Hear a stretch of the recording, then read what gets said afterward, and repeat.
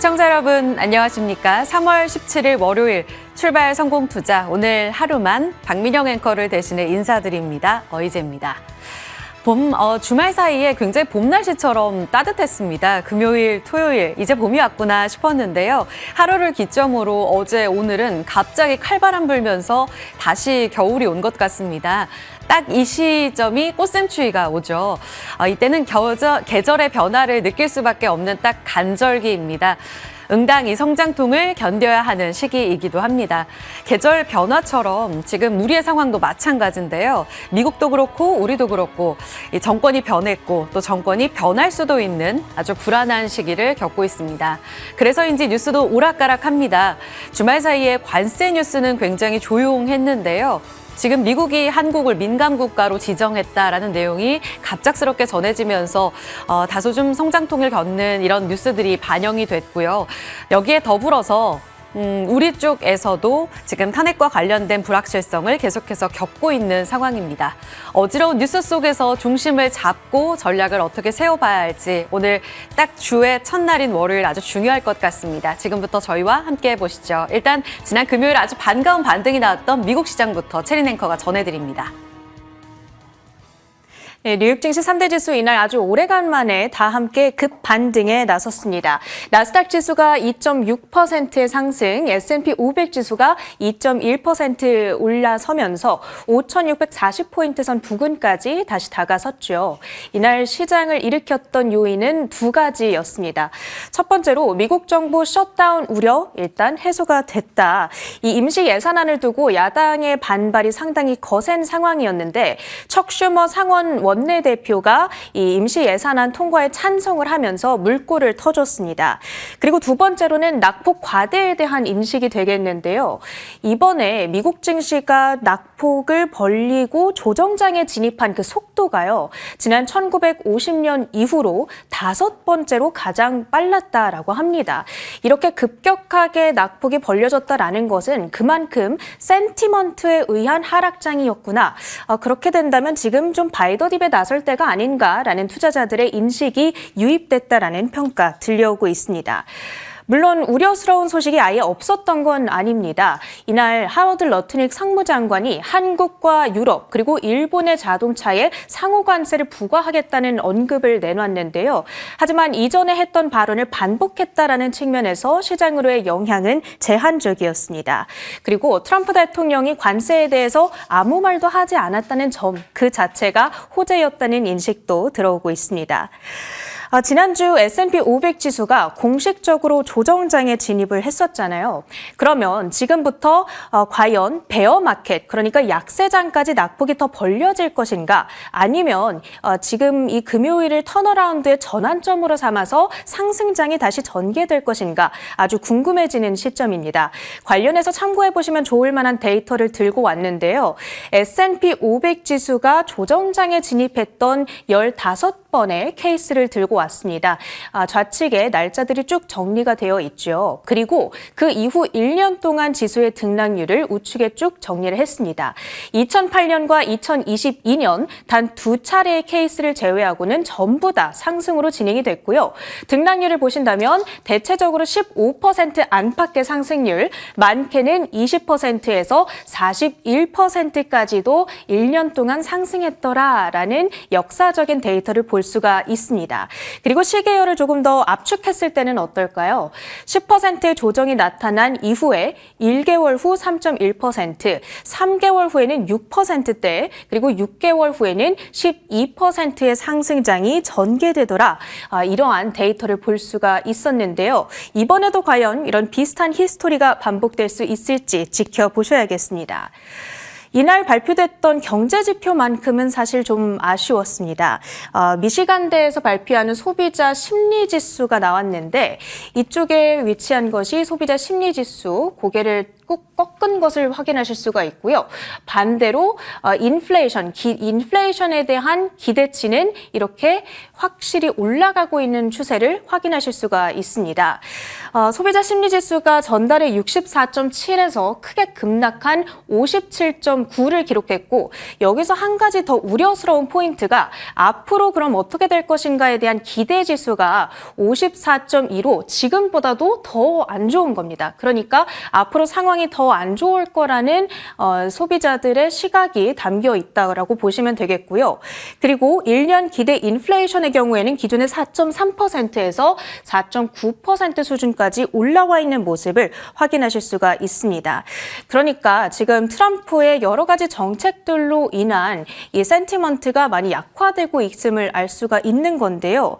이렇게 소비자들의 심리가 약하다라는 것은 언제든지 경기 위축 우려가 시장에서 재부상할 수 있음을 시사하는 것이니까요. 이번 주에도 관세와 관련해서 트럼프 대통령이 내놓는 발언들 민감한 장세가 펼쳐질 수 있겠습니다. 금요일장 히트맵 열어보겠습니다. 전형적으로 낙폭 과대 인식에 따른 기술적 반등이 나타나는 하루였습니다. 하락한 업종이 단 한 개도 없었고요. 전부 다 상승으로 진행된 가운데 특히 엔비디아가 5%대의 반등이었습니다. 이날까지 3일 연속 상승하면서 주가 120달러 선을 회복했고요. 시총조 3조 달러 선에 다시 바짝 다가선 상황. 그리고 기술주들이 이렇게 랠리를 펼치자 팔란티어라든지 어도비 등의 AI 소프트웨어 관련주들도 랠리를 나타냈습니다. 그리고 이날만큼은 경기 침체 우려가 잦아들면서 그동안 많이 부진했던 금융주들이 일제히 올랐죠. JP모건, 웰스파고, 뱅크 오브 아메리카 등이 3%대의 강세로 진행이 됐습니다. 조금 더 자세하게 특징주들 이슈 살펴보도록 하겠습니다. 이날 엔비디아의 주가 반등을 야기시켰던 요인, 바로 이번 주부터 진행될 GTC에 대한 기대감이 되겠습니다. 웰스파고에 따르면요, 지난 5년 동안 GTC가 진행된 기간 동안에 엔비디아의 주가가 실제로 아웃퍼폼하는 경향이 있다라고 하는데요. 이번에도 과연 그 역사를 반복할 수 있을지 기대가 됩니다. 테슬라의 경우에는 중국에서 저가형 모델 Y를 출시한다라는 소식이 들려왔습니다.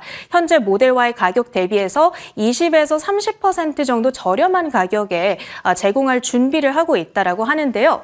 최근에 저렴한 가격으로 몰아붙이고 있는 중국의 경쟁사들, 이에 대응하기 위한 움직임입니다. 점유율을 되찾는 데 조금 기여할 수 있을지 기대를 해봐야겠고요.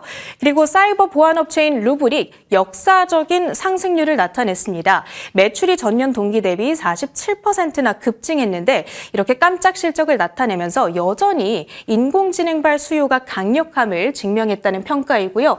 마지막으로 양자 컴퓨팅 관련주 리게티 컴퓨팅입니다. 이날 뚜렷한 호재가 있었다기보다는 이번 주에 진행될 GTC에서 양자 컴퓨터 데이가 또 예정되어 있다 보니까 이에 따른 호재 인식이 반영됐습니다. 28%의 주가 급등세를 연출했고요.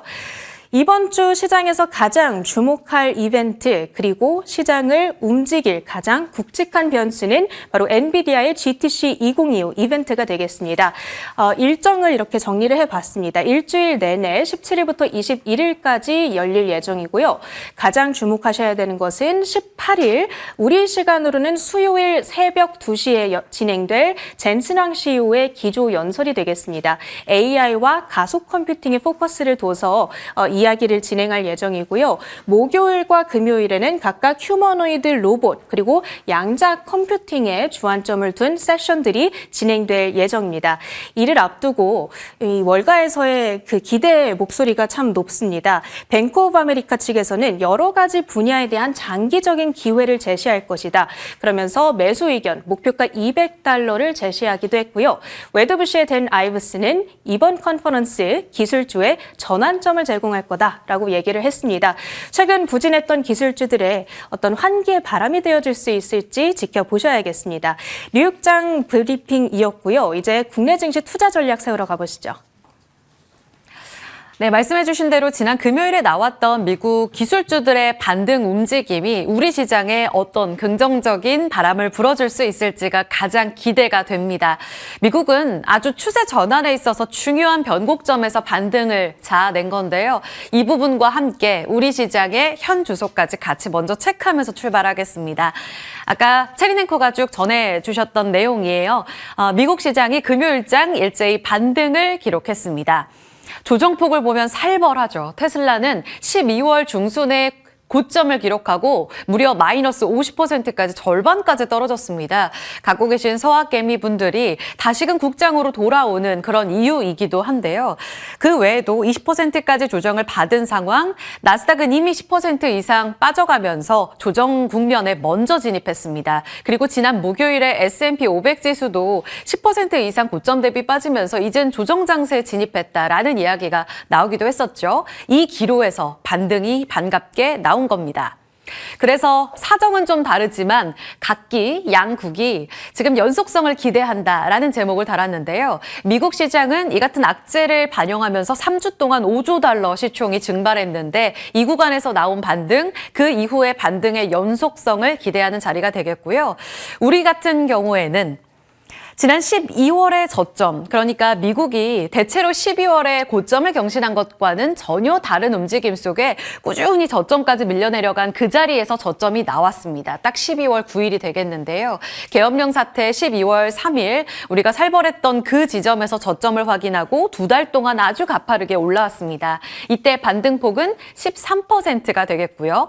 2달간의 반등을 도모한 이후에 딱 2월 19일, 20일 코스피와 코스닥 단기 고점이 나온 이후로 지금 3주 동안에는 딱 박스권에 갇혀 있는 상황입니다. 지난 한 주 동안의 등락도 2,500선, 2,600선, 하단과 상단이 딱 100포인트 선으로 막혀 있는 움직임 속에 더 뚫어내지는 못했습니다. 그래서 이를 돌파하는 움직임이 이번 주에 나올지가 매우 중요하겠습니다. 기대 요인들은 아래와 같고요.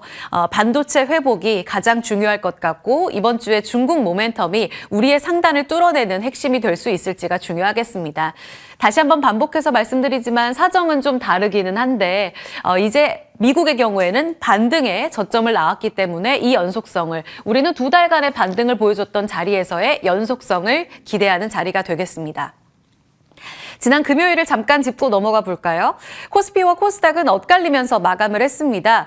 양시장은 혼조로 거래를 마쳤는데요. 미국 시장의 경우에는 이날 S&P 500 지수가 조정권에 진입했다라는 내용이 전해 들리면서 셧다운에 대한 우려감, 물론 장 마감하고 나서는 어느 정도 민주당에서 긍정적인 뉴스가 들려오면서 셧다운까지는 가지 않을 거다라는 내용 속에 코스피 그리고 나스닥의 선물이 상승하는 모습을 보여주기도 했습니다.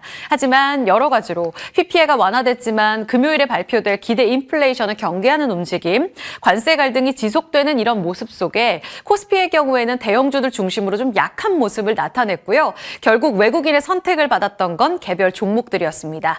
그래서 외국인이 가른 코스피와 코스닥의 희비.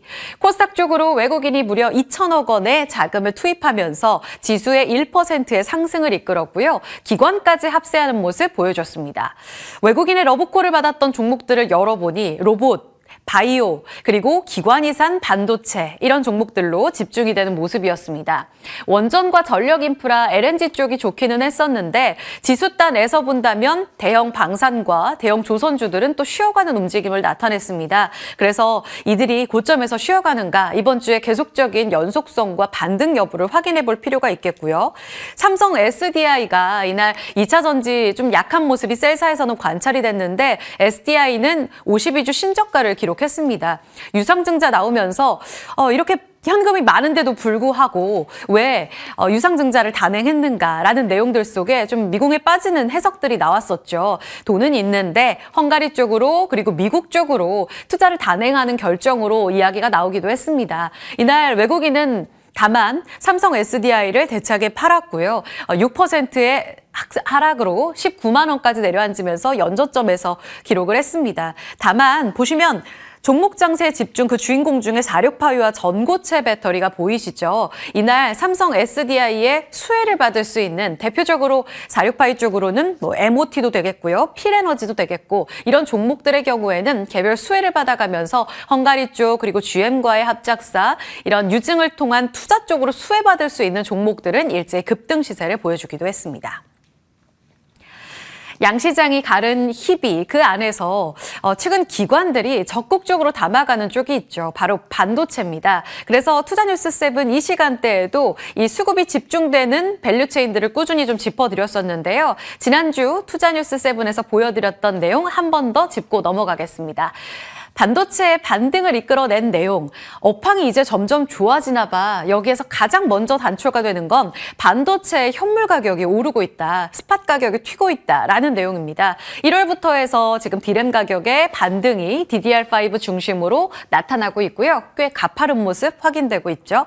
그리고 샌디스크에서도 낸드 가격 인상하겠다. 4월부터 반영될 거다라는 내용이 전해지면서 마이크론 그리고 대만의 파이슨까지 이 가격 인상에 동참하며 삼성전자랑 SK하이닉스까지 낸드 가격 인상에 나서지 않겠느냐라는 기대감이 형성되고 있습니다. 업황의 이런 기점에서 글로벌 낸드 3위인 키옥시아의 경우에는 한 달 동안에 무려 44%, 딱 이 파트를 보여드렸던 지난주에는 키옥시아가 한 달 동안 26% 상승했거든요. 한 주 만에 44%까지 한 달 상승률을 더 키워가고 있는 부분도 고무적입니다. 게다가 엔비디아 GTC가 이를 자극하고 있는 이벤트, 선조정을 먼저 받았기 때문에 반도체 쪽으로 자금이 들어오기에 수월한 이런 수급적인 핵심도 있습니다. 다만 한 가지 보셔야 될 포인트는요. 지난주에 반가웠던 내용이 미국 쪽에서 중국산 레거시 반도체에 대해서 추가 규제를 단행할 수 있다, 추가 관세를 부과할 수 있다라는 내용은 우리 쪽의 레거시 반도체, 삼성전자를 포함한 밸류체인의 긍정적인 내용으로 반영이 됐었는데요. 다만 악재성 재료가 주말 사이에 들려왔습니다. 미국 쪽에서 우리 한국을 민간 국가로 지정했다라는 내용이 2달 전에 있었다고 하는데 이 시점에 확인이 됐습니다. 그러니까 바이든 행정부에서 트럼프 정부로 넘어가기 바로 딱 그 시점 1월 초에 지정된 것으로 확인이 됐는데 그 배경은 명확하게 나오진 않았어요. 다만 산업계 쪽에서 걱정하는 건 지금 첨단 산업과 관련돼서 협력을 맺어야 하는 아주 중요한 기점에 있기 때문에 원전이나 반도체 쪽으로 협력에 금이 가는 것 아니냐라는 내용들이 전해지고 있습니다. 이 내용은 추가적으로 좀 더 확인이 필요할 텐데 일단은 미국에서 4월 중순에 이를 계속 지정하느냐 아니면 폐지하느냐 여부 때문에 이게 가장 중요할 것으로 보이거든요. 뉴스 계속해서 따라가 보도록 하겠습니다. 반도체의 물방울 큰 그림에서 그려봤고 지난 금요일에 20만 닉스의 이 야심을 한 번 더 체크하고 가겠습니다. SK하이닉스가 지난 금요일에 다시 한번 20만 원을 재탈환했습니다. 들어왔던 건 수급, 아주 반가웠습니다. 삼성전자는 보합이었거든요. 그런데 SK하이닉스 쪽으로 외국인이 웬일인지 아주 적극적인 매수를 보내줬습니다. 사실 지금 수급적인 포인트에서 반도체를 놓고 본다면 작년부터 해서 연기금이 삼성전자를 러브콜하고 있다라는 내용은 익히 들으셨을 겁니다. 그리고 나서 3월 중순부터 하이닉스를 담기 시작하고 있는 연기금, 이 수급 변화도 읽으셔야겠고요. 연기금과 더해서 이제 금요일장 외국인까지 매수에 가담을 하고 있다. 이거 어떤 시그널일까 해석을 좀 해보셔야겠습니다. 그럼 달라진 하이닉스에 대한 시그널이 뭐가 있을까를 봤더니요. 증권가에서 보고 있는 게 지난 한 주 동안 바뀐 실적의 톤 변화였습니다. 자, 1분기 영업이익 컨센서스 변화 보고 가시죠. 1월만 하더라도 지금 컨센이 한 1분기에 5.8조 아니면 6조 원 초반대 나올 것 같아 라고 봤습니다. 기억하시겠지만 지난 4분기 실적이 한 8조 원대로 매우 잘했거든요. QOQ로 많이 떨어지는 거였죠. 그래서 실적 안 좋을 것 같아 라는 이야기가 톤이었는데요. 그런데 지금 3월 2달 동안 톤이 많이 변했습니다. 7조 2천억 원까지도 잘하면 장사 잘했을 것 같다라는 내용이 지난 한 주 동안에 리포트를 통해서 업데이트가 많이 됐습니다. 이렇게 되면서 1분기뿐만 아니라 연간 30조 원까지도 하이닉스가 벌어들일 가능성이 높아졌습니다. 이 때문에 기대 이상의 HBM 효과랑 디램 낸드 쪽에서의 가이던스 부합 그리고 2분기부터 좋아질 이 레거시 쪽의 반등을 더해봤을 때 하이닉스를 지금 계속해서 눈높여 봐야 한다라는 시각이 통한 거죠. 자, 그다음 넥스트 레벨을 그럼 어딜까요? IM증권에서는요 조금 보수적입니다. 18만 원에서 24만 원의 구간대에 등락을 나타내면서 아직까지는 20만 원의 TP를 제시하고 있는데요. 반면 한화증권에서는 AI 말 레거시 수요가 탄탄하기 때문에 이 반등을 이끈다면 결국은 HBM 레거시 다 좋아지기 때문에 하이닉스 29만 원까지 목표 주가를 높여 잡을 수 있다라는 계산이 나옵니다. 20만 원에서 29만 원, 직전 고점이 24만 8천 원인데요. 이를 뚫어낼 움직임을 이번 주에 다시 한번 보여줄 수 있을지 직전 고점을 높여갈 하이닉스를 좀 기대해 보겠습니다. 그리고 하이닉스의 뒷배, 든든한 이 움직임 안에서 금요일장 수혜를 봤던 종목이 있었습니다. 바로 거래대금 잔뜩 쏠린 한화비전입니다. 작년 6월쯤 기억을 하실 텐데요. 한화비전이 상장하기도 전에 한미 반도체가 경쟁사 나타낼 수도 있다라는 이야기 때문에 급락했던 시점이 있었습니다. 먼 이야기고 아직은 진입자 입장에서 봤을 때에는 한미 반도체가 1등이다라는 이야기로 다시 한번 좀 반등을 보여줬었거든요. 그런데 결국은 우려가 좀 현실이 된 상황입니다. 경쟁사인 한화비전이 그러니까 자회사 하나세미텍이죠. 하나세미텍의 100% 지분을 한화비전에서 갖고 있습니다. 옛 한화정밀기계라고 이해하시면 되겠는데요. 이 하나세미텍, 그러니까 상장사로는 비전으로 그냥 쉽게 말하겠습니다.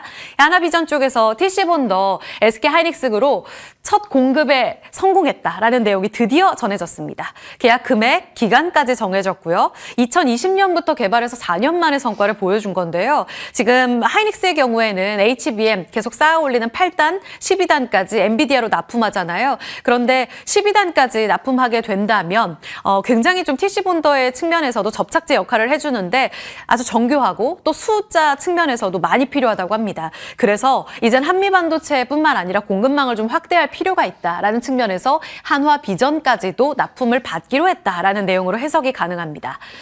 올해 물량이 한 60대 정도로 이야기가 나오고 있는데 이 중 절반을 한화비전에서 받을 수 있다라는 이야기까지 나오면서 이렇게 된다면 한미 반도체 프리미엄을 좀 낮게 그리고 한화비전에 대한 프리미엄을 높게 가져갈 수 있다라는 해석이 가능해지고요. 경쟁은 치열해질 것으로 보고 있습니다.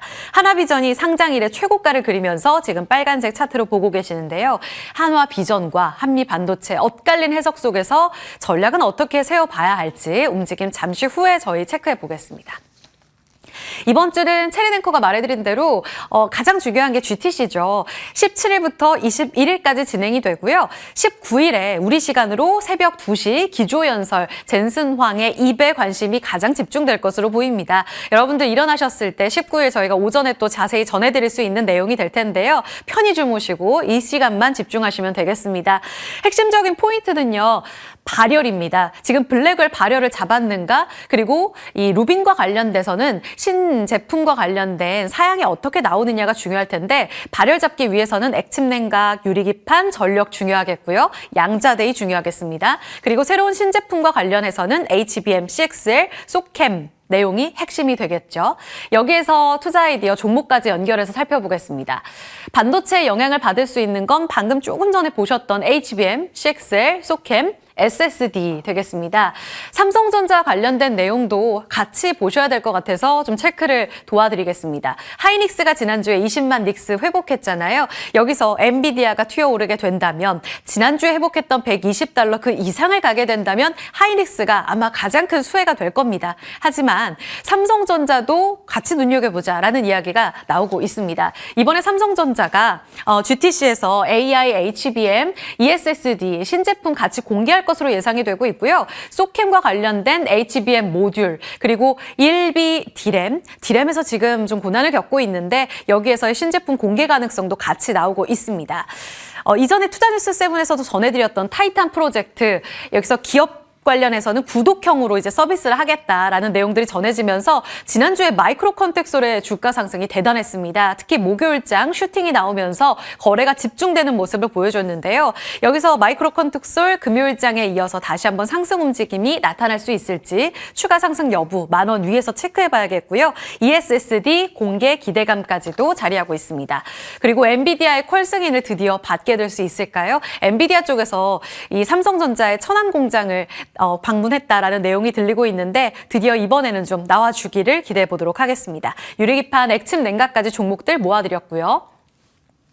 다음으로 넘어가 볼 부분은 이 GTC의 모멘텀에 영향을 받을 수 있는 신제품 쪽, 동력이 있는 쪽, 그 말고 지난주에 반등을 강력하게 보여줬었던 바로 레거시 쪽입니다. 레거시 쪽 담고 계시는 분들의 추가 상승 이번 주에는요. 마이크론 실적만 보고 가시면 됩니다. 마이크론은 20일 실적 발표 내놔서 우리 시간으로 21일 발표를 내놓게 되는데요. 지금 예상치에 부합할지 여부는 이 빨간색 글씨로 표기된 분기 매출, 주당 순이익 확인해 보시면 되겠습니다. 지난 직전 분기 때 보여줬던 가이던스에서 시장 컨센은 변함은 없고요. 여기에 부합할지 여부 두 번째로 확인해 보셔야 될 건 다음 가이던스인데요. 86억 달러의 매출과 주당 EPS 1달러 54센트 여기에 부합하는 가이던스 보여줄지 여부 이 두 가지만 확인해 보시면 되겠습니다. 이것이 하반기의 디램 업황을 판단하는 데 기준점이 될 것으로 보이고 있습니다. 연 30년 동안 연평균 30%의 수익률을 기록한 전설적인 투자자 드라켄밀러가 마이크론 테크놀로지를 최근 담았잖아요. 지금 100달러를 회복하고 있는 마이크론 테크놀로지, 삼성전자와 레거시 쪽의 반등을 도모할 수 있을지 아주 중요한 분기점에 놓여 있습니다. 증권가에서도 지금 레거시와 관련돼선 이야기가 계속 나옵니다. 낸드 가격 회복, 하반기부터 본격화된다. 이 얘기가 핵심이잖아요. 그래서 사실 1월부터 3월까지 톤 변화를 읽어보자면 언제쯤 반등할까? 였습니다. 그리고 2월에는 반등이 나오는데 지금 언제 명확한 반등이 나올까? 그리고 3월 들어서 이달에는 언제까지 반등할까로 이어졌습니다. 결국 중요한 건 꺾이지 않는 수요가 되겠습니다. 중꺾수 이렇게 기억하시면 되겠고요. 디램 가격이 지금 지난주에 업데이트된 내용에 따르면 DDR5 현물 가격 또 상승했습니다. 그리고 LPDDR 가격의 하락폭은 완화가 됐고요. 그래서 2분기부터는 LPDDR 가격도 반등할 것으로 보이거든요. 모바일 쪽의 수요를 자극하는 만큼 온디바이스 AI 관련한 이런 수요가 살아있다는 방증이 되니까요. 이들 종목들의 움직임도 확인이 필요하겠습니다. 그래서 모아드렸습니다. 레거시 소부장, 위쪽으로 지금 한솔 아이원스, 그리고 소재 쪽으로 동진 세미캠, 지난주에는 쿼츠 관련한 QNC도 장대 양봉을 기록하면서 수급이 유입되는 모습이었습니다. 세정장비 쪽으로는 코미코가 급등세를 나타내고 있다는 점, 지난 금요일에 12%가량의 올라오는 모습을 보였고요. 말씀드린 대로 DDR5에 이어서 LPDDR까지 가격 반등이 2분기에 나타나게 된다면 제주 반도체 지금 턴어라운드하는 움직임을 나타내는데 2만 원 돌파까지도 가능할 수 있을지, 또 심택, 대덕전자 같은 PCB 쪽으로의 반등 여부까지도 확인해 봐야겠습니다. 자, 넘어가 보겠습니다. 드디어 이제 GTC와 함께 볼 포인트, 반도체 정리해봤고 다음은 로봇인데요. 지금 보시는 사진은 작년 2024 GTC의 사진입니다. 그루트라는 이 로봇 플랫폼, 로봇 프로젝트를 작년에 엔비디아가 공개를 했거든요. 인간과 같이 다양한 작업이 가능한 범용 로봇 기술 이렇게 기억하시면 되겠습니다. 그리고 연초에 젠슨 황이 CES에서 로봇을 위한 챗GPT 모멘텀이 오고 있다. 챗GPT를 통해서 AI 기술 혁신을 다시 한번 명확하게 나타냈던 것을 감안해 봤을 때 로봇에도 이런 움직임이 나타나고 있다는 거고요. 그것이 GTC 2025에서 코스모스를 통해서 나오지 않을까 하는 기대감이 나오고 있습니다. 우리가 지금 로봇을 사람이 만들고 있잖아요. 그러다 보니까 이 비용이 상당합니다. 그런데 로봇을 로봇이 만든다면 획기적인 비용 변화가 나타나면서 이 AI 하드웨어 그리고 소프트웨어 이 같은 움직임들까지 총 집합이 되면서 휴머노이드 로봇 시장이 본격적으로 터질 것이다 라고 이야기를 하고 있습니다. 지난주에는 이미 로봇 관련 종목들이 반응이 좀 나왔습니다. 만약 코스모스를 통해서 소프트웨어까지 자극이 된다면 같이 기억해 볼 수 있는 종목들까지 밑에 표기를 해뒀고요. 특히 증권가에서 작년에 나왔던 내용이 네이버의 이 로봇 플랫폼 기반의 전용 OS, 네이버의 아크마인드를 같이 표기한 바 있었거든요. 오랫동안의 모멘텀이 됐던 이야기는 아니지만 같이 체크해 보시면서 AI 소프트웨어 단위로는 누가 수혜를 받을 수 있을지도 저희와 함께 같이 따라가 보시죠. 지난주에는 감속기와 액추에이터가 다시금 반등을, 레인보우 로보틱스는 외국인의 수급을 가장 많이 받았던 종목으로 나왔습니다. 자, 바이오까지 정리해드리겠습니다. 이번 주에는 바이오의 방향성이 결정이 됩니다. 중요한 건 3월 20일만 보시면 되겠는데요. 이날이 빅데이입니다. 유럽 폐암학회가 이제 다음 달에 열리게 되는데 이 초록을 20날 공개하게 돼요. 힌트가 많이 나올 것 같고요. 가장 중요한 세 가지는 아래쪽으로 이렇게 표기해드렸습니다. HLB 지금 리보세라닙 관련해서 병용요법 FDA 승인 나옵니다. 이거 매우 중요하겠고요. 유한양행의 병용요법 관련해서 최종 생존 기간도 발표가 되는데요. 지금 시장에서 기대하는 게 한 30개월 정도, 그러니까 2년 이상이죠. 어마어마한 이런 표시가 나올 것으로 이야기가 나오고 있는데요. 30개월 나오게 된다면 그야말로 서프라이즈가 되겠죠. 그리고 알테오젠도 키트로다 SC 임상 3상 결과 발표까지 있는 상황입니다. 다음으로 넘어가 보겠습니다. 알테오젠이 지난 금요일에 외국인 러브콜 1위, 코스닥에서 1위를 차지했습니다. 540억 원의 자금 유입이 들어왔고요. 아까 기억하시겠지만 코스닥 2천억 원 샀잖아요. 그중에 4분의 1을 알테오젠을 샀다. 11월에 지난 고점을 찍고 나서 45만 원 가고 나서 많이 쉬었습니다. 그러면서 외국인의 지분율이 많이 떨어졌는데 4개월 만에 러브콜이 다시 들어오고 있어서 이런 움직임 안에서 40만 원 재탈한 그 이상까지도 볼 수 있지 않을까 하는 기대감이 나오고 있고요. 그 밖에도 리가켄바이오, 코오롱티슈진, 보로노이까지 바이오를 적극적으로 담고 있는 움직임은 이번 주의 연속성이 기대되는 이유입니다. 알테오젠 이벤트 타임라인 전해드렸습니다. 정리해봤습니다. 지난주 금요일에 실적 발표가 나오면서 작년 장사 성과가 쭉 확인이 됐는데요. 영업이익 흑자 전환했어요. 9년 만입니다. 이것의 키가 됐던 건 작년에 기억하시겠지만 히알루로니다제 관련해서 기술 이전 체결이 있었잖아요. 이 독점으로 바꾼 계약 변환이었습니다. 여기에서 계약 체결과 관련된 마일스톤 들어왔죠. 그리고 이후에 마감이 되더라도 로열티 받는다라는 조건 속에서 이 움직임 속에 가장 실적이 좋았다라는 내용이 반영되고 있고요. 말씀드린 대로 3월 20일에 키트루다 SC 임상 3상 결과 발표, 이에 따라서 40만 원 그리고 직전 고점 뚫어낼 거라는 기대감이 있습니다. 또 하나 보셔야 될 건 지금 주가가 눌려있는 이유가 소송 때문이잖아요. 지난 11월에 다이치 산큐와 에너투 SC 계약을 체결하고 나서 딱 나흘 뒤에 머크랑 할로자임의 분쟁이 터졌는데 이와 관련해서 지금 투심이 많이 눌려있지만 이미 지금 신한투자증권 엄민용 애널리스트에 따르면 빅파마 기술 이전 계약이 이달 초부터 이야기가 나오고 있기 때문에 이달 안에 계약이 나올 것이다 라고 이야기를 하고 있습니다. 만약에 이 계약 체결이 된다면 지금 소송과 관련된 우려는 불식시키는 핵심 이벤트가 될 거다라고 기대하는 만큼 이 두 가지만 기억해 보시면 되겠습니다. FMC와 바이오학회 마지막 바이오판으로 정리해드리고요. 점도표 매우 중요하겠습니다. FMC가 18, 19일에 진행이 되니까 우리 시간으로 20일 반영이 될 텐데요. 지금 4회 작년 컨센서스였거든요. 금리 인하입니다. 그리고 2회로 뚝 떨어졌습니다. 그리고 나서 다시금 3회 기대감이 높아지고 있는 상황. 지난 한 주 동안에만 3회 인하 가능성은 CME 페드워치에 따르면 15%에서 31%까지 2배까지 늘어나 있는 상황입니다. 관세 때문에 물가 우려가 있어서 조금은 불안하긴 하지만 지금 인하 가능성이 높아지고 있기 때문에 인하 측면에서 본다면 대표적으로 수혜를 받을 수 있는, 또 투심이 좋아질 수 있는 바이오를 보셔야 될 것 같고요.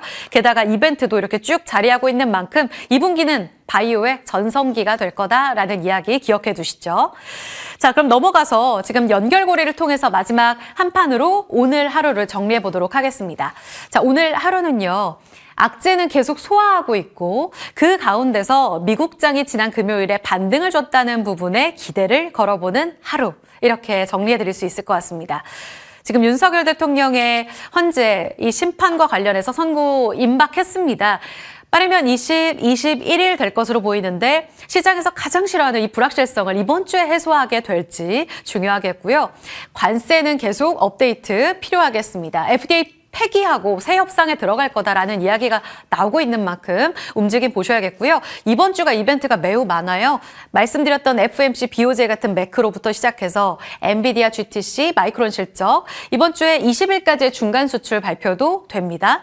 그리고 오늘 중요하게 보셔야 될 또 하나의 포인트가 바로 중국인데요. 중국의 소비, 생산, 투자 지표 발표가 되고 더불어서 이제 양회 마무리가 됐잖아요. 재정 적자율도 상향 조정이 됐고 GDP도 5% 안팎의 성장률로 결정이 된 만큼 이를 뒷받침할 내수 부양책이 오늘 발표될 예정입니다. 정기 주총 시즌까지 있어서 주주 환원책 확대 여부는 4대 그룹 중심으로 확인이 필요하겠습니다. 관련해서 살펴볼 섹터까지 쭉 정리해드렸습니다. 원전 전력이 좀 빠졌죠? 그런데 이 부분 미나 앵커가 원전 섹터 자세하게 분석 준비했습니다. 바로 볼게요. 네, 주말 사이에 뉴스가 정말 많이 쏟아졌습니다. 일단 제가 뽑은 주요 뉴스 3가지 헤드라인 살펴보면서 이 뉴스들이 원전주에는 어떠한 영향을 끼치게 될지 그 행간의 의미도 함께 파악해 보도록 하겠습니다. 먼저 한수원이 체코 원전 20조 잭팟 본계약 협상 막바지에 진입했다는 소식 지난 금요일부터 확인해 볼 수가 있었고요. 두산 에너빌리티가 사우디와 함께 계약을 체결했다는 소식에 이어 미국이 한국을 민감 국가 리스트에 포함했다는 소식까지 이 3가지 헤드라인이 어떠한 영향을 미치게 될지 살펴보시죠. 먼저 대장주인 두산 에너빌리티의 최근 행보 그리고 발자취를 살펴보면서 앞으로 어떠한 주가 흐름을 우리가 예상해 볼 수 있을지 그 부분부터 가늠해 보도록 하겠습니다. 이게 일본 그래프입니다. 올해 일본 그래프인데 연초부터 2월 19일까지는 주가가 가파르게 상승했습니다. 3만 원을 돌파해내면서 2월 19일에는 3만 900원의 고점을 찍었는데요. 그 이후에는 차익 실현이 나오면서 주가는 조금 빠졌습니다. 다만 아까 보신 것처럼 간간히 이렇게 호재가 나오면서 현재 주가는 더 빠지지 않고 횡보하며 지지를 받고 있는 상황이기 때문에 여기서 추가적인 상승이 이어지게 될지 이 주가의 방향성이 굉장히 또 궁금해지는 시점입니다. 자, 그렇다면 우리의 기대감을 높일 수 있는 시그널부터 살펴보도록 할 텐데요. 먼저 수급 리스트입니다. 지난 금요일의 수급 리스트인데 일단 특징적인 부분은 2월 말부터 매도 우위를 기록하고 있었던 기관과 외국인 투자자들이 지난 금요일 14일을 기점으로 다시 매수 우위로 전환을 했다는 부분이었고요. 그리고 가장 많이 매수했던 5가지 리스트를 살펴보시더라도 외국인 투자자들은 코스피에서 두산 에너빌리티를 5번째로 많이 매수했습니다. 그리고 코스닥에서는 BHI를 5번째로 많이 매수하면서 다시금 원전주를 향한 관심을 표했다는 점 어떤 시그널이 될지도 궁금해지는 대목입니다. 그리고 앞서서 제가 살펴드렸던 이 헤드라인 뉴스 어떠한 의미를 갖고 있고 왜 중요할까 이 부분도 제가 3줄 요약을 해봤는데요. 체코 수주와 관련해서는 최대 걸림돌이었던 웨스팅하우스와의 지적재산권 분쟁이 종결됐다는 점 자체가 족쇄를 벗어났다라고 우리가 의미를 해석해 볼 수 있겠죠. 따라서 이제는 수익성이 어느 정도가 될 것이느냐 이게 관전 포인트로 짚히고 있는데 아랍에미레이트 등 이전 사업 대비 이 수익성은 개선이 될 것이라는 의견이 지배적인 상황입니다. 체코가 이전에 원전 2기 사업비를 약 25조 원으로 제시한 바 있는데 지난 2009년 바라카 원전과 관련했을 때 1호기에서 4호기까지는 20조 원 규모였기 때문에 그때와 비교했을 때는 2배 가까이 좀 증가한 사업비를 제시했다라고 볼 수가 있는 거죠. 다만 변수는 현재 체코에서 사업 현지화율 60%를 제시하고 있기 때문에 이 부분은 어떤 영향을 미치게 될지 이슈 플로우 추가적으로 확인을 해봐야 될 것 같습니다. 다음은 두산 에너빌리티와 사우디의 체결 소식입니다. 두산 에너빌리티는 셉코3와 함께 컨소시엄을 구성을 했는데요. 여기서 설계와 주요 기자재 공급 그리고 시운전 등 이 부분을 담당할 것으로 보입니다. 최근 5년 동안 두산 에너빌리티는 사우디에 약 6조 7천억 원을 수주한 바 있는데 향후 5년 동안에 8조 원 이상 수주하는 것을 또 새로운 목표로 제시한 상황이고요. 사우디의 전력 수요가 2025년 92.9기가와트인데 2030년까지는 이게 대폭 증가하면서 123.2기가와트시까지 높여질 것으로 보이고 있습니다. 이는 매년 6기가와트시 규모 발전 증설을 예상해 볼 수 있는 대목이기 때문에 이러한 수주에 대한 기대감 실질적으로 찍히게 될지 그리고 실적에 반영이 될지도 하나의 투자 포인트가 될 수 있겠습니다. 마지막으로 사우디와 튀르키에 이어서 베트남 쪽에서도 우리나라 원전에 러브콜을 보내고 있다는 소식 HD 현대와 테라파워가 SMR을 가속화한다는 소식까지 확인할 수 있습니다. 자, 이렇게 중요 뉴스까지 살펴봤는데 이 중에 마지막 뉴스가 좀 우리의 마음을 찝찝하게 하는 뉴스입니다. 주말 사이에 전해졌던 이 민감 국가 리스트에 한국이 포함이 됐다라는 소식인데요. 앞서서 본 것처럼 환경 자체가 탄탄하게 만들어지고 있다고 한들 돌다리도 두드려보고 건너야 한다라는 속담이 있죠. 그 부분에서 악재 가능성을 가늠해 보겠습니다. 왜 이 민감 국가 리스트에 한국이 포함된 게 원전주에는 악재가 될 수 있을까? 2가지 포인트로 정리를 해봤습니다. 이 원전 원자력을 포함해서 국가 안보 관련 첨단 기술이 이 미국 기술 공유 등 이 부분의 협력이 굉장히 중요한데 이러한 협력에 있어서 제한이 가해질 수 있다라는 점이 우려 포인트로 짚히고 있고요. 또 우리나라의 주요 기술 상당수가 미국의 에너지부의 협조 없이는 개발이 어려운 상황이기 때문에 이 민감 국가 리스트가 이제 발효가 될 경우에는 우리가 기대했던 포인트들이 조금은 차간 찬물을 끼얹는 격이 될 수 있다라고 볼 수 있는 거죠. 자, 그리고 제가 이 민감국가 리스트에 대한 뉴스들을 살펴보면서 이 경우에 최악의 시나리오는 무엇일까를 또 한번 봤습니다. 이 시나리오가 실망감을 줄 수 있기 때문에 좀 울고 있는 이모티콘도 달아봤고요. 미국이 이제 민감국가 한국을 지정한 것에 대해서 어떠한 전문가는 체코 원전을 노린 것이다라는 분석을 제시하기도 했습니다. 미국이 민감국가 리스트를 4월 15일에 발효할 예정이고요. 체코 원전의 본계약 체결은 4월 정도로 예정이 되고 있습니다. 이 두 가지가 맞물리게 될 경우 어떤 복선이 될 수 있을까? 발효 시점이 4월 15일인 것도 생각해 봐야 한다라는 서울대 원자핵공학과 명예교수의 인터뷰까지 살펴볼 수 있는 마당에 이렇게 시나리오를 정리해 봤습니다.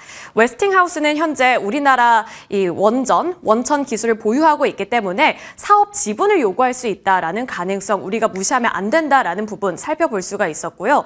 이렇게 될 경우에는 체코 원전 수주 협상에 지연이 생길 수가 있고 본계약은 빨라도 4월 중순쯤으로 예상을 해볼 수 있다라는 부분. 그런데 공교롭게도 미국의 민감국가 리스트 발효 시기와 일치할 것으로 보이기 때문에 이게 맞물리게 된다면 지금 우리가 긍정적인 시나리오를 그리고 있는 것에 실망감이 들어올 수 있다라는 부분이죠. 이 부분은 우리가 우려하면서 계속해서 이슈 플로우를 업데이트 해봐야 될 것 같습니다. 또 조심성을 켜야 하는 시점 수급에서도 살펴볼 수가 있었는데요. 두산 에너빌리티 올해 초부터 3월 14일 그러니까 지난 금요일까지의 대차 잔고를 또 살펴봤습니다. 이 대차 거래 상위 4위를 기록하고 있었는데 2월 19일 고점을 찍고 난 이후부터 대차 잔고는 쭉 상승하는 모습 나타났습니다. 최근에는 조금 꺾이는 추세가 나타나기는 했지만 이 공매도 거래량을 살펴봤을 때도 옛날에 비해서는 많이 줄었지만 많이는 아니지만 최근 다시 조금 올라오는 모습이 나타나고 있기 때문에 단정 지을 수는 없지만 이 부분은 계속 유의를 하시면서 주가 흐름을 면밀하게 살펴볼 필요성도 있어 보입니다. 이렇게 원전주와 관련해서 조심해야 하는 부분들까지 살펴봤는데요. 원전주가 우리의 마음을 우려스럽게 한다면 친환경 에너지 그리고 에너지 관련해서 관심을 갖고 계신 분들 어느 쪽을 살펴봐야 할지 이 부분도 제가 찾아봤습니다. 친환경 관련 종목들 사실 원전과 비교했을 때 트럼프 대통령이 이쪽을 밀어주는 그런 섹터는 아닙니다. 그렇기 때문에 원전이 잘 가는 동안에 이 친환경 관련 종목들은 시장에 관심을 많이 받지 못했는데요. 하나솔루션과 OCI홀딩스, HD현대에너지솔루션의 주가 흐름 월봉 차트입니다. 고점을 찍었던 2022년부터 2025년까지의 주가 추세인데 사실 2022년 고점을 찍고 주가는 많이 빠졌습니다. 다만 이쪽 마지막 부분을 살펴보시면 최근에 들어서는 주가가 좀 반등해주는 모습을 나타냈기 때문에 이게 후발주자로라도 다시 오를 수 있을까가 궁금해지는 시점입니다. 태양광 업계에서는 트럼프의 강력한 대중국 관세 정책이 반사 이익을 제공할 것이다 라고 기대를 하고 있는 상황인데요. 트럼프가 정책을 마련해서 이쪽 태양광을 밀어주는 것은 아니지만 중국 규제를 하고 있기 때문에 이쪽에서 반사 수혜가 상당히 크게 나타날 수 있다라고 보고 있는 거죠. 미국 정부는 중국 태양광 패널 및 부품 관세를 대폭 상향했는데 중국산 웨이퍼 및 폴리실리콘에 각각 60%의 관세를 부과했고요. 지난 4일 10% 관세를 추가적으로 예고했기 때문에 해당 품목에 대한 관세는 70%에 이를 것으로 전망되고 있기도 합니다. 또 중국의 원자재 가격 상승에 따라 판가 인상도 기대해 볼 수 있다는 점 사실 이 부분이 태양광 관련 종목들의 가장 큰 악재로 작용이 됐었거든요. 가격이 많이 내려가서 수익성이 부진할 것이다. 하지만 이제는 원자재 가격에 따라서 판가가 인상될 것이다 라는 점이 새로운 기대 포인트로 잡히고 있습니다. 자, 늦었지만 확실할지 증권가의 코멘트 살펴보겠습니다. 대신증권에서는 태양광 섹터에 대해서 비중 확대를 제시했는데요. 북미와 유럽 지역에서 모듈 재고 감소로 인해 유의미한 수급 개선이 전망이 되고 있다. 그리고 중국과 동남아에서 생산량이 감소되고 있다라는 점을 짚었고요. 미래에셋증권에서는 미국 태양광 설치량이 역대 최고치를 기록했다는 점, 또 주거용 태양광 시장이 전년 대비 9% 증가했기 때문에 여기서 턴어라운드가 기대가 되고 있다는 점 봐줬습니다. DB금융투자에서는 중국의 수요 둔화로 인해 가격 반등이 예상이 된다라고 봤고요. S&P 500 글로벌의 보고서 내용에 따르면 중국 정부의 태양광 육성책에 따라 단기적으로 태양광 모듈 수요가 급증할 것이다라고 보기도 했습니다. 그 안에서 증권가에서는 어떤 종목들을 탑픽으로 꼽고 있는지 딱 두 가지가 가장 많이 언급이 되더라고요. 하나솔루션과 OCI홀딩스였는데 하나솔루션과 관련해서는 이러한 부분들 우리가 봐야 합니다. 미국의 현지 생산 및 입지가 강화되고 있다는 점, 미국의 조지아주에 대규모 태양광 모듈 공장을 설립하고 있다는 점, 그리고 태양광 생산단지 솔라허브를 연내 가동시킬 예정이라는 점, 이렇게 된다면 미국에서의 세액공제가 많이 늘어날 것으로 기대가 되고 있고요. 이러한 점들을 다 고려했을 때 대신증권에서는 목표 주가 37,000원으로 잡고 있습니다. 하나솔루션의 현재 주가 2만 원 초반 부근에서 아직 횡보를 하고 있기 때문에 지금 잡아봐도 아직은 저평가된 구간에서 잡아볼 수 있다라는 점 골자로 갖고 있는 거고요. OCI홀딩스 같은 경우에 미국 텍사스주의 대형 태양광 발전소를 건설하고 있다. 그리고 이스라엘의 아라바파워와 함께 썰로퍼 프로젝트를 공동 추진하고 있다는 점도 기대 포인트였습니다. 따라서 현대차 증권에서는 11만 원으로 가장 높은 목표 주가를 제시했습니다. 자, 이렇게 원전주와 관련해서 지금은 불안한 시점인 거 무시 못합니다. 다만 이렇게 태양광 관련해서는 여러 코멘트들, 긍정적인 코멘트가 많이 나오고 있기 때문에 우리가 눈여겨봐야 하는 시점인지도 가늠해 보시면 좋을 것 같습니다. 이렇게 정리를 해봤습니다. 원전은 위기에 처한 것일까? 그렇다면 친환경이 새로운 기회가 될 수 있을까? 이 부분도 저희와 함께 투자 포인트 잡아보시길 바라겠습니다.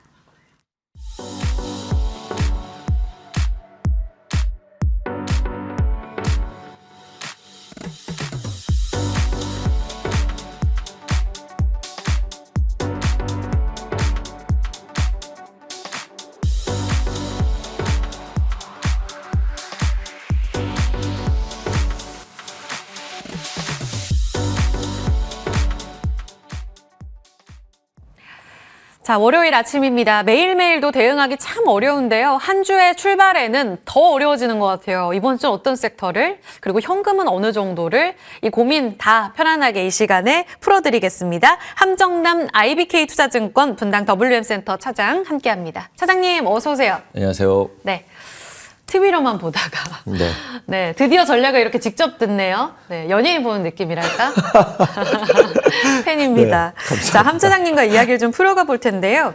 저도 지난주에 이제 방송을 볼 때 트럼프에 대한 우려감, 여러 가지 오락가락한 뉴스 속에서 정점을 지나고 있다라는 이야기를 해주셨거든요. 네네. 또 금요일 아주 반가운 반등이 나와서 그럼 단기 조정 끝난 거야? 이제 매수세 유입되나? 이런 궁금증이 가장 먼저 드는데요. 네. 그런 섣부른 판단은 조심해야 되고 아직까지도 대응을 하겠다라는 생각을 전제로 깔아놓은 상태에서 왜 반등을 했나요?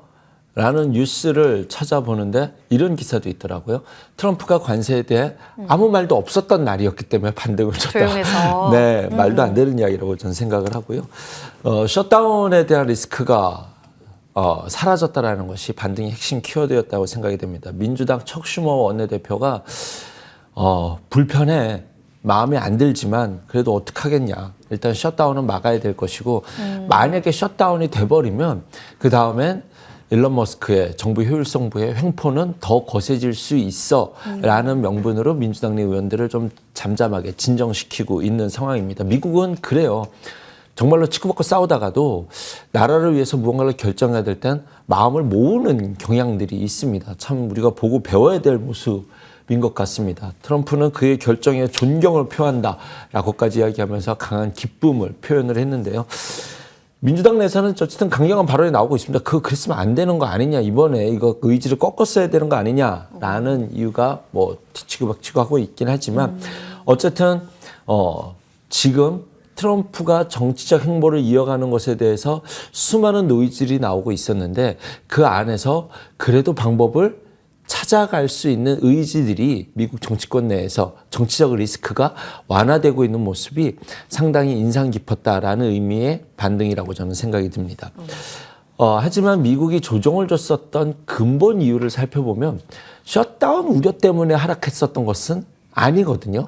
감세가 안 된다는 것과 트럼프의 관세 정책이 어떠한 변수로 돌발 상황을 만들지 모른다는 것이 변수의 중심이었기 때문에 하지만 그 안에도 셧다운은 거의 기정사실처럼 준비된 마음도 있었거든요.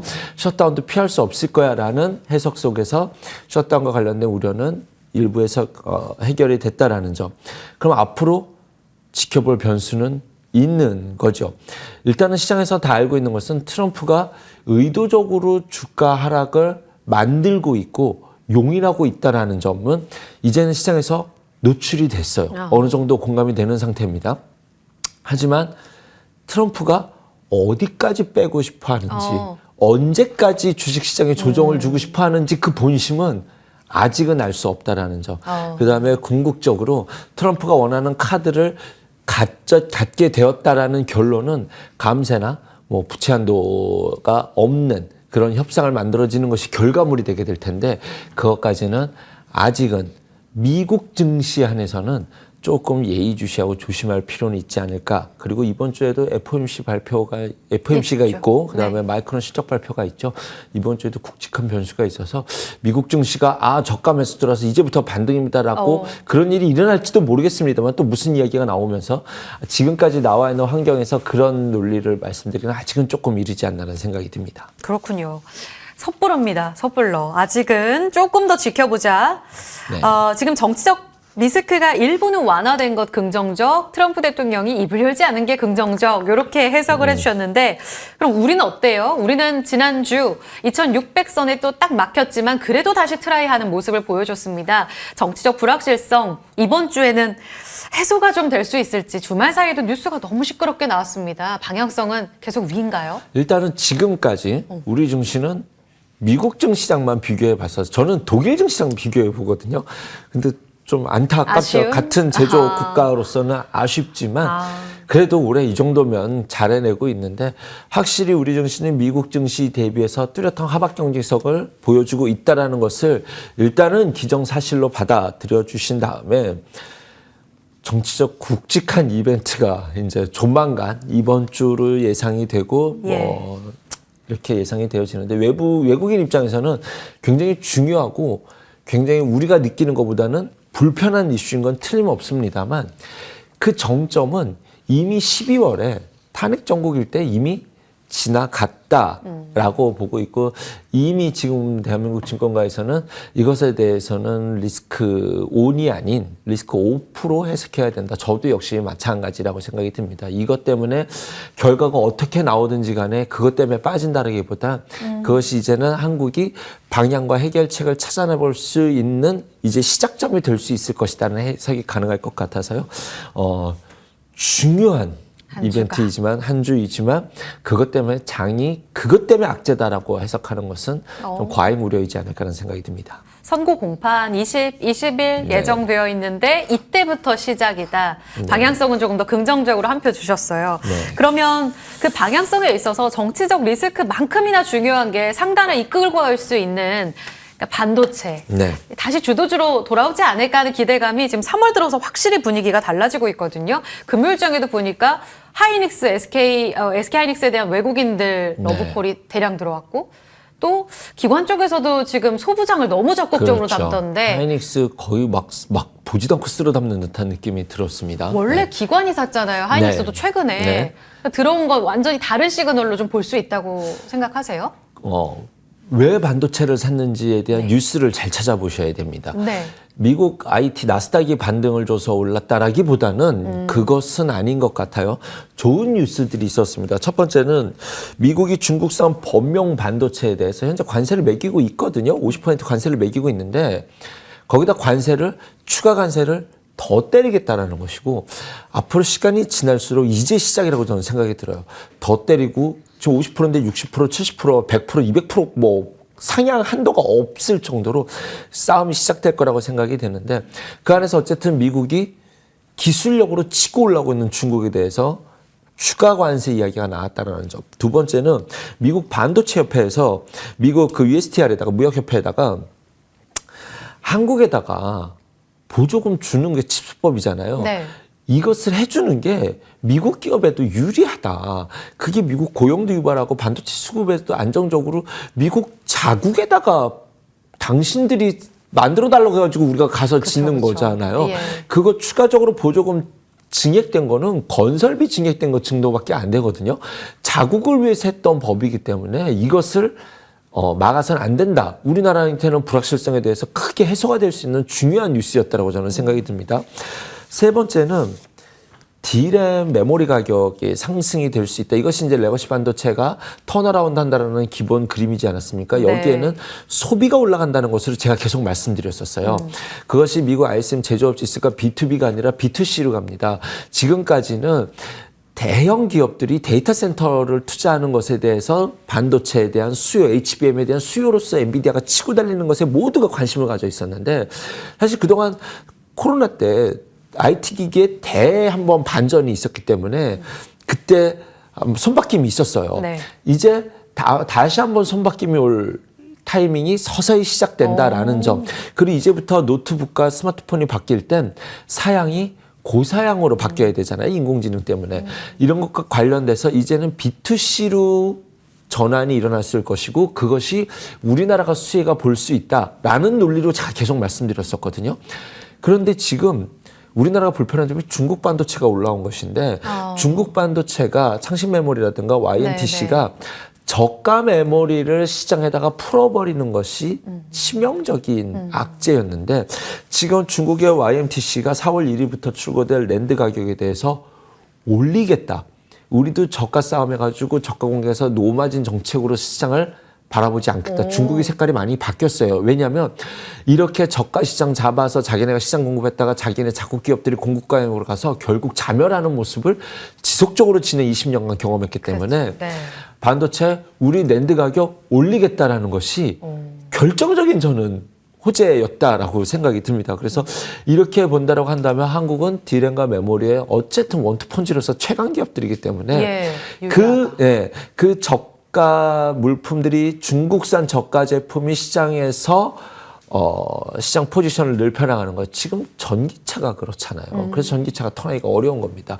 이 부분에 대해서 우리가 한숨 내려놓을 수 있겠다. 그리고 그 안에 의미를 살펴보면 지금 메모리, 범용 메모리라든가 B2C를 해석할 수 있는 메모리에 대해서 충분히 기대가 지금 노트북 수요가 작년에 대비해서 올해 예상될 수 있는 그 수요단이 2배 정도 지금 딴 데 넓게 보는 데서는 3배까지도 보거든요. 그래서 그런 것과 관련돼서 범용 메모리는 올해 조금 어쨌든 긍정적으로 볼 수 있을 것이다라는 뷰가 지속적으로 좀 나오고 있습니다. 트렌드포스에서도 전망을 2분기가 좋다, 3분기는 더 좋다, 4분기는 더 좋아질 것으로 예상이 된다라고 해서 D램과 낸드 가격에 대해서는 조금 지금 좀 신뢰를 갖고 이럴 때 좀 투자의 점을 포인트를 찾아봐야 되지 않을까라는 생각을 가져봅니다. 그러니까 지금 네. 네, 말씀하세요. 지금. 그러니까 어디를 투자할까가 제가 마음이 급해가지고 그럼 뭘 봐요? 이게 가장 궁금한데 반도체 밸류차원이 많이 올랐잖아요. 그래서 지금 적기다라고 얘기를 하셨고 중요한 게 지금 포인트가 쭉 들어보니까 중국도 우리한테 유리하게 가격을 또 올린다고 미국도 추가 규제한다고 그럼 레거시 쪽으로 눈을 향하게 되는데 이번 주엔 GTC도 있잖아요. 네네. 그러면 아무래도 이제 미래의 성장 동력으로 볼 수 있는 발열 키워드의 유리기판 이쪽으로도 있는데 맞습니다. 어떻게 선택을 해야 돼요? 우리나라가 그래서 뭘 잘하는데 라는 부분으로 가야 될 것 같아요. 본질로 가자. 예전에는 HBM으로 갈 때 어떤 기업이 강점이 있었는데 라고 해서 하이브리드 본딩 장비에서 한미반도체가 치고 달렸지 않습니까? 이제 하나비전이 그 일을 한다라고 했고 납품을 하면서 하나비전이 이제 다시 금요일날 강한 반등을 주기 시작했죠. 한국이 그 안에서 앞으로 미래형 반도체를 가는데 뭘 잘하는데 할 때 유리기판이 잘하는 것이 사실이고 중요한 역할을 담당할 것으로 보여지고 그 관련된 종목들이 기간 조정 또는 가격 조정을 준 이후에 다시 한번 고개를 들고 출발한다면 일단은 앞단에 두고 있는 섹터 중에 하나가 가장 앞단에 두고 봐야 되지 않을까라는 생각이 들어요. 가장 강하기 때문입니다. 이쪽 섹터가. 그래서 필옵틱스, SKC, YC캠 같은 종목들 예의주시해서 보셔야 될 것 같고요. 하나비전 퀄리타스 반도체는 먼저 강하게 좀 움직이는 모습이 포착이 되고 있죠. 전통 이쪽과 관련돼서 이제 전통 레거시 반도체가 올라간다라고 했었을 때 하나마이크론, TCK, 솔브렌, 리노공업 같은 종목들이 대표적인 종목들이었다라고 보시면 될 것 같고요. 장비주들에서 함께 움직일 때 이번 사이클에서 이번 직전 반도체 반등 사이클에서 가장 눈여겨본 것이 테스였거든요. 테스가 그전에는 후발주자였고 가장 무거웠는데 이번 직전 반등 사이클에서 테스가 가장 좋았기 때문에 눈여겨보실 필요가 있다라고 생각이 예. 됩니다. 그리고 K스택, PSK까지도 장비주들에서 관심을 갖고 지켜보고 있고요. 이제 전통적으로 기판주들이 같이 네. 원래 못 갔었다가 맞아요. 이번에 좀 같이 가려고 한다면 코리아 서킷이나 심택이 이번 사이클에서 반등에 힘이 좋았었다라는 쪽으로 압축시켜서 보시면 어떨까라고 뭐 저는 이렇게 좀 눈여겨서 본다라고 말씀드릴 수 있을 것 같습니다. 충분히 힌트가 되네요. 유리기판, 그러니까 본질로 접근했을 때 가장 우선순위를 앞단에 주셨고요. 후공정, 그리고 장비 안에서는 테스요. 지난 4월 네. 고점, 지금 23,000원까지 올라오면서 또 연고점이거든요. 네네, 이 움직임까지 맞습니다. 눈여겨보겠습니다. 다음은 저희 로봇 좀 볼게요. 로봇 꾸준히 짚어주셨었는데 지난주에 아쉽게도 AS를 못 받았단 말이죠. 네. 그런데 한 주 동안에 더 잘 갔습니다. 지금 네네. 보니까 이제 기간 조정 다 끝났나 봐. 라는 네. 측면에서 고개를 들었던 종목들이 꽤 많아서요. 지금 쉴 만큼 다 쉬었고 이제 사도 돼요, 다시? 지난주와 지지난주에 계속 공략주를 말씀드렸던 것이 로봇주도 포함되어 있고요. 그리고 이제 인공지능 관련주들이라든가 조정된 섹터 내에서 기회를 찾아보자라는 말씀을 드렸었고 조정을 주더니 이제 갈 때 되니까 가고 있는 모습입니다. 인공지능과 관련돼서도 의료 AI 쪽이 지금 먼저 빠른 것 같아요. 왜냐하면 바이오 섹터가 좀 살아있다? 이렇게 표현해도 될지는 모르겠습니다만 알테오젠 조금 빠지고 나니까 외국인이 강하게 매수가 들어오는 것을 보니 바이오가 오히려 어디를 틀지 모르기 때문에 이런 시장에서 뉴스에 따라서 매번 판단을 바꿔야 되는 것보단 예. 오히려 아예 마음을 먹고 들어가잖아요. 얘는 변동성이 세다는 것을. 그래서 바이오 섹터가 매매가 편하다라는 이야기가 오히려 역으로 듣고 있는데 그 말이 좀 오히려 공감이 됩니다. 어쨌든 조정을 준 섹터 내에서 관심을 갖고 지켜보십시오라는 말씀으로 로봇주를 말씀드렸었는데 이번에 로봇이 반등한 것은 아이러니하게도 2차전지 SDI의 유증 때문이었습니다. 유증을 통해서 전고체에 투자할 것이고 전고체에 투자를 하게 된다라고 한다면 이제 지난 시간에 말씀드렸을 때 휴머노이드 로봇을 가장 앞단에 두고 보셔야 됩니다. 근데 휴머노이드 로봇이라는 것이 결국 배터리 충전을 어떻게 할 수 있느냐. 사람은 이제 8시간을 쉬어야 되잖아요. 충전 시간을. 그런데 로봇이 대체한다면 상시 24시간을 풀가동할 수 있을 텐데 충전에 대해서 얼마나 효율성으로 만들어낼 수 있느냐. 그 효율성이 지금 현 시점에서 가장 빨라 보이는 것은 전고체인데 삼성 SDI랑 대형 2차전지에게서는 악재, 전고체 하지만 그것을 전고체에 투자하겠다라고 하는 부분에서 전고체 섹터 내에서 호재, 그것을 어디다 활용할 수 있는데 라는 관점에서 봤었을 때 로봇주들이 호재, 로봇주들이 이제 여기에는 이런 의미도 좀 있습니다. 앞으로 테슬라가 주가가 오를 거냐 떨어질 거냐 막 이거 목표 주가도 430달러랑 120달러에서 극명하게 차이가 굉장히 심하거든요. 네네. 하지만 저는 올라간다로 상방을 보는 데에는 휴머노이드 로봇이 틀림없이 한 자리를 차지할 수밖에 없다라는 생각 때문에 로봇은 조정 시 매수 관점이다라고 말씀을 드릴 수 있을 것 같습니다. 지난 시간에 말씀드린 것은 RS 오토메이션, 티라유텍, 유진 로봇 등이었는데 로봇스타까지 SBB테크, SPG 등 이제 이것과 관련된 종목들도 관심을 갖고 지켜볼 수 있겠다. 그리고 전고체는 한농화성, 미래컴퍼니, 이수 스페셜티 케미컬이 눈에 띕니다. 좋습니다. 전고체와 로봇. 이 둘 간의 관계를 잘 이해하고 가야 종목이 좀 보인다라는 의견도 주셨고요. 마지막으로 오늘 우리 함 차장님께서 중요하게 보는 종목과 섹터 종목으로 주셨습니다. 바로 공개해 주시면요. 두산 에너빌리티입니다. 원전. 최근에 원전주로 올라갔다고 하기에는 다른 원전 섹터들은 잘 못 갔습니다. 그래서 원전, 체코 원전 본계약 수주에 대한 기대감은 틀림없이 있겠지만 그거보다는 두산 에너빌리티가 자체적으로 갖고 있는 가스터빈과 관련돼서 직전 방송에서도 여성 앵커분께서 잘 설명해 주셨는데 사우디 쪽에다가 가스복합 발전소에 대한 수주가 지속적으로 있었고 앞으로도 계속 갈 거라서 양쪽 날개, 한쪽은 가스터빈, 한쪽은 원전과 관련된 기대감을 가져갈 수 있는, 그래서 이제는 양쪽 날개로 날아오를 수 있는 기대감이 두산 에너빌리티 이 한 종목에 노골적으로 표현되어 있지 않았나라는 생각이 듭니다. 물론 리스크 요인도 있어요. 지금 민간 국가로 한국에 포함됐다라는 여쭤보고 것. 싶었어요. 그런데 체코 입장에서는 네. 한국에 다른 특별한 카드가 없어 보입니다. 돈 50%를 더 주고 프랑스 원전을 수출할 수 있겠느냐? 그러면 미국 입장에서는 조금 나눠 먹자는 식으로 딴지를 걸겠다는 의지가 좀 있을 수 있을지는 모르겠지만 어쨌든 그 딴지를 걸고 싶다는 것 자체가 기술력이 안 된다는 걸 인정하는 것이고 앞으로 걔네가 발전할 때 우리나라가 수주를 받아서 계속 갈 수 있는 그림으로 나올 수밖에 없다라는 점.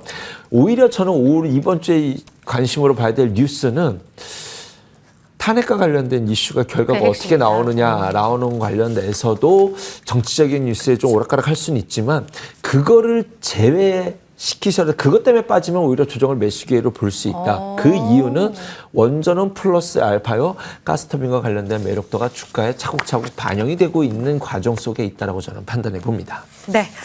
체코 본계약 다음 달에 이제 이벤트 앞두고 있거든요. 여기에 더불어서 만약 민감 국가 이 내용 때문에 반응하게 된다면 오히려 또 이제 정치적인 리스크로 흔들리게 된다면 매수의 기회 이렇게 잡아주셨습니다. 3만 원 재돌파도 기대해 보도록 하죠. IBK 투자증권 함정난 차장과 함께했습니다. 고맙습니다. 감사합니다.